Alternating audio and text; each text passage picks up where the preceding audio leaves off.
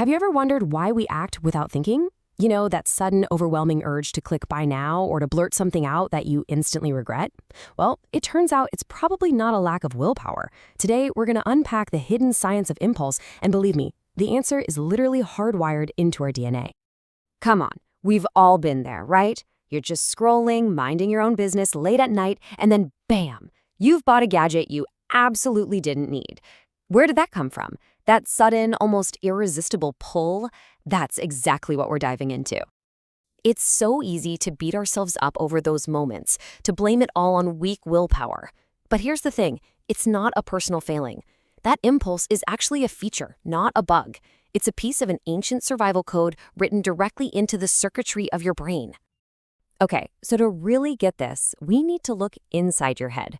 It's kind of like there are two different minds in there, two different systems that are constantly in a tug of war to make your decisions.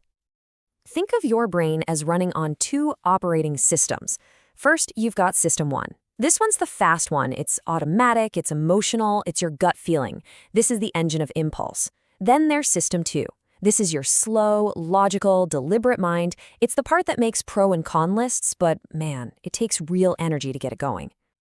And here's the kicker. We all like to think we're these super rational beings guided by our careful System 2, right? But the reality is, the vast majority of our day-to-day decisions are handled by System 1. It's really the unsung hero of the story, making thousands of little snap judgments that just keep our lives moving, all based on instinct. But that just brings up a huge question, doesn't it? Why? Why on earth would our brains default to the fast, impulsive system? Well, for the answer, we've got to rewind the clock way back into our evolutionary past. Just picture one of our early ancestors out on the savannah. They catch a flicker of movement in the tall grass. Now, there is absolutely no time to sit down and logically analyze the situation. System 1 just takes over. It screams danger and triggers an instant, split-second decision to run. That impulse is the difference between life and death. You know, the ancestor who paused to let System 2 weigh the options, well, they probably didn't get to pass on their genes. And here is where it all clicks into place. It's kind of wild, but that same ancient, life-saving wiring is what lights up in your brain today. The modern world has just swapped out hidden predators for flash sales and limited-time-only offers. But your brain's fundamental wiring? It doesn't know the difference. It just gets a signal that says, act now. Now, this ancient hardwiring is only one part of the story. There's also a really powerful chemical component at play here, something that basically pours gasoline on the fire and makes these impulses feel so incredibly good. And that secret fuel is dopamine. You've probably heard it called the pleasure molecule, but that's not quite right. It's much more accurate to call it the molecule of more. See, it's not really about the pleasure of having something.